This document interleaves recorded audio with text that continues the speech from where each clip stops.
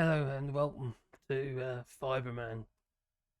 Now, I've sort of touched on this topic before regarding men with fibromyalgia because it's become more and more apparent to me that men don't talk about it.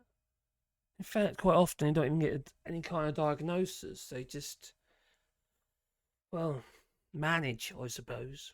And you don't get beat the old like button. It helps the channel, you know.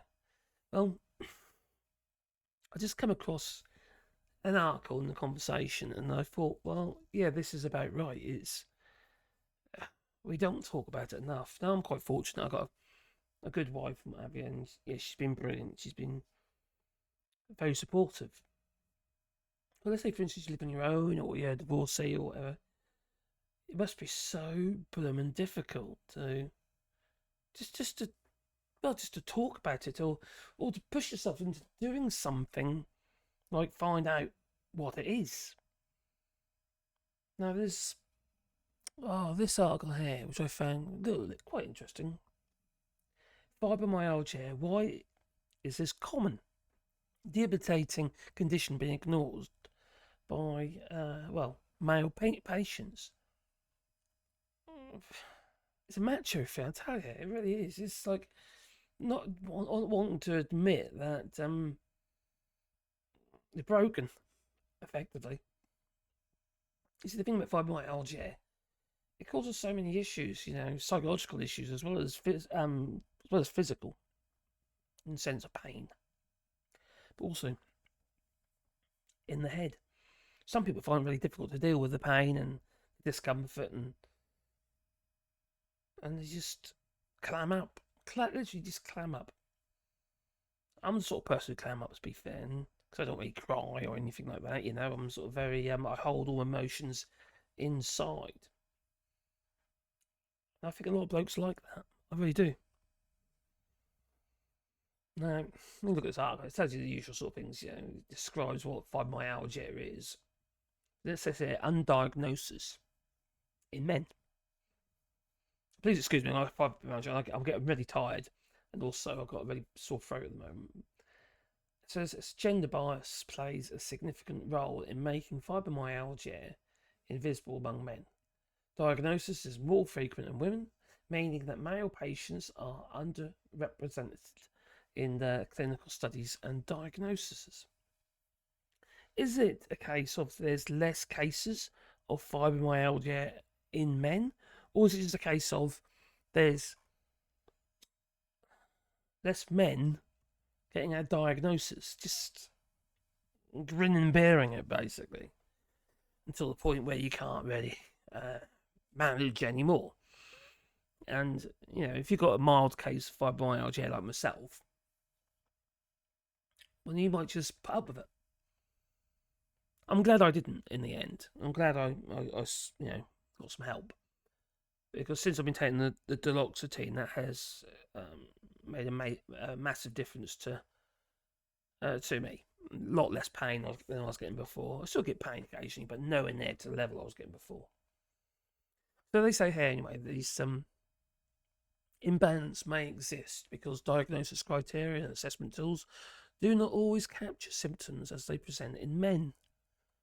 A recent study found that in specific subgroups of patients reporting pain in multiple areas of the body, men were less likely. Oh, why if I make this video too tired? Are less likely to receive a formal diagnosis of fibromyalgia compared to women, despite them having similar symptoms.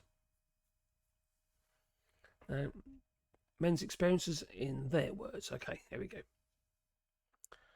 The experience of men with fibromyalgia is still underexplored in clinical settings. However, qualitative as opposed to quantitative. And studies are basically, quality versus quantity. Studies are beginning to shed light on the complex and unique reality. This methodology allows us to capture nuances and delve deeper into the specific challenges faced by men with the disease. Hmm. These experiences include quotes such as the following, taken from a study entitled "I Can't Have It. I'm a Man, a Young Man. Men, fibromyalgia, and masculinity in the Nordic context." Oh my god, I'm tired. One male doctor said that I have this fibromyalgia because I am fat. I already lost more than 10 kilos then, and you are fat. Granny's illness, overweight, lose more, and he was skinny kind of guy. 170 centimetres tall and weighed like 40 kilos. I could have twisted him into a knot if I wanted to.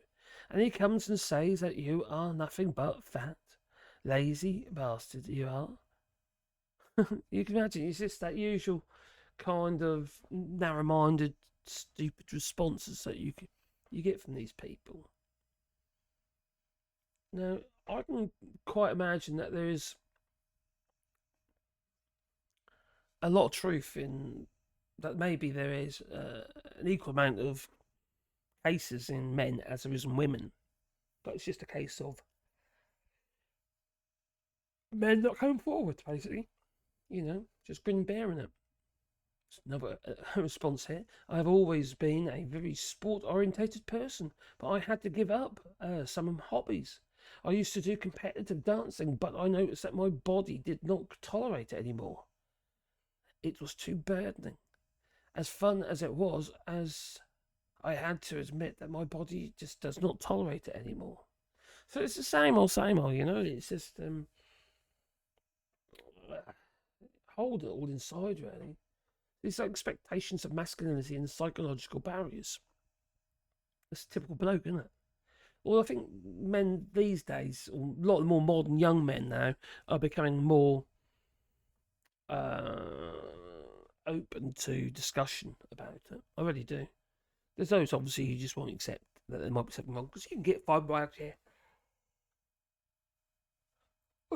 at any age. Possible gender imbalances and medical treatment.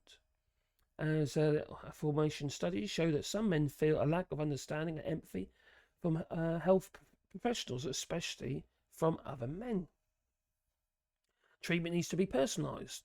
Yes, I've tried other treatments, did no good for me, but I know it has for other people. And I know that the medication that I'm on is no good for some people, but I've noticed it's really, really helped me. So it's just